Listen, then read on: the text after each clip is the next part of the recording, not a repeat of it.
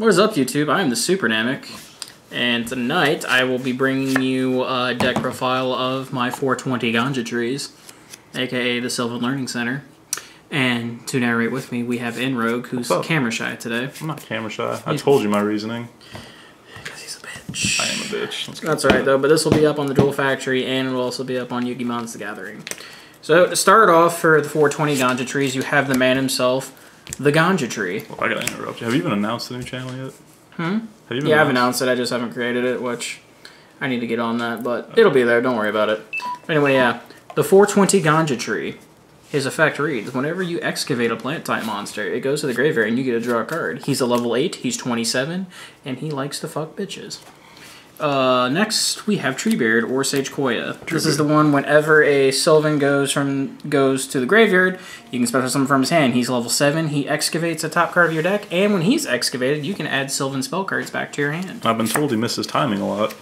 He does if you activate the excavated effects. I only play one Martial Leaf.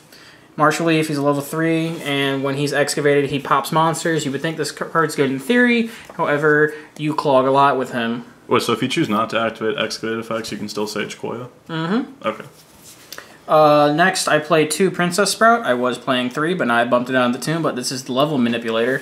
That goes anywhere between 1 and 8, so this is what makes your rank 8 and rank 7 planes a little bit more alive. Which is kind of awesome. And then the last Sylvan I play is I play 1 Cherub Sprout. When he's excavated, I can special summon any level 1 plant for my deck, so his effect's actually really relevant.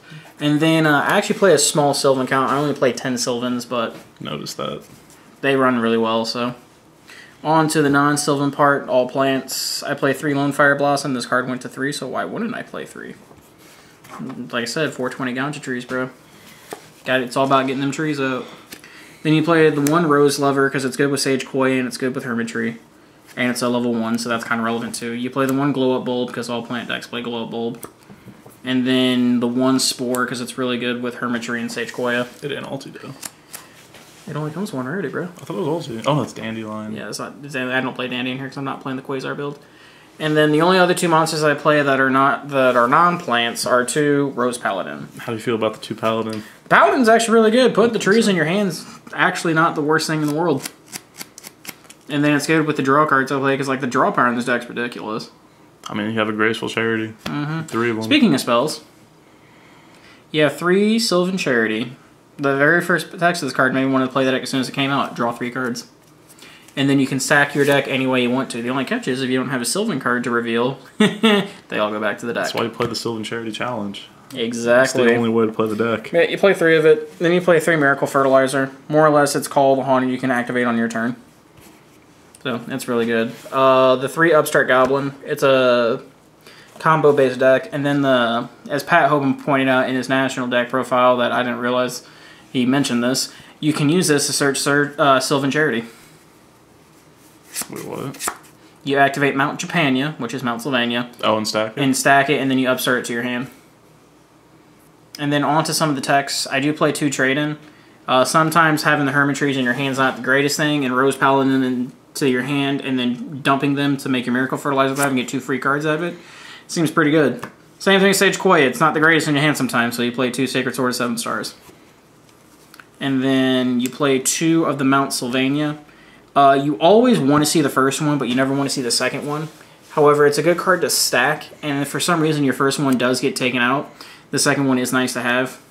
And then that's where kind of like the terraforming comes in. Like I said, you always want to see the first one, but you don't want to draw into the second one. So why do you do the 2 terraforming and 2 Sylvania? So for example, say if I open a Sylvania and then I open this, then you terraforming and then you take the Sylvania out of your deck. So you don't draw into it, and then you have another way of stacking a Sylvan card on top. If you have no other Sylvans in your hand, you have a Sylvan Charity. Fair enough. So it's not it's rarely dead, but it has its moments. And then the 1-ofs, I play 1 Book of Moon. It's the best spell card.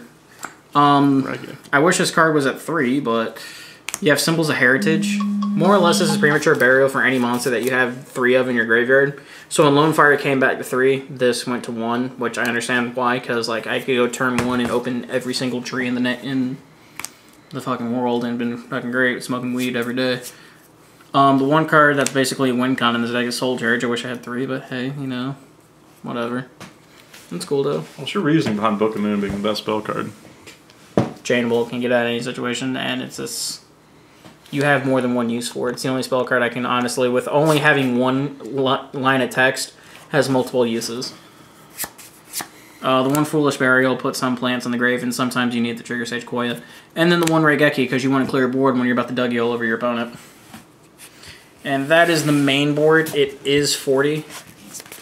We're on to the extra deck here real quick. Make sure I have everything. Okay, so I play the one Formula because you play a lot of level 1 tuners and a lot of level 1 plants, so it's real easy to make, and then you can also make Shooting Star in this deck real easy.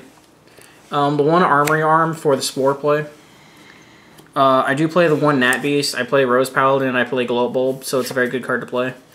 The one Spark Dragon, it's really good with Felgrin. The one Scrap Dragon, because it's a good generic 8. And the one Stardust, it's a good generic 8, and it's good with Felgrin also. In the 2 level 10s, I play one Leo, because this card's universally possibly the best Synchro. But it needs that ulti reprint. It does need that ulti reprint. And then the one Shooting Star Dragon, because you can't make it in this deck, and this card's actually really phenomenal. On to the XYZs, I play one Aurea, the Sylvan High Arbiter. If we still had Blaster, I would play 2. But we don't have Blaster anymore, so I only play 1. The rank 7s aren't really like relevant in the deck, but... Could be. I mean, yeah, the one Big Eye to take monsters, and then the one Draco Sack, as it's sometimes good, but like I said, you rarely make 7s in this deck. The one Alcei, I make this a lot more often than I think I do, just because like this card's a generically good card. Like it's a 3200 wall for starters, plus you can just call some random BS and just remove any card off the field. So that earns it a spot. If you call the card right, you still get the bounce. No. If you call the card right, it goes back to your hand. However, its effect to send a card to the graveyard doesn't have to have to trigger it. I can Excavate and trigger this monster's effect. The one Heliopolis, because it's a non-targeting destruction effect, and I hear that's really good. And then you play the 2 Felgrind, because dropping 2 Felgrind on your opponent, they cry. That's all there is to it.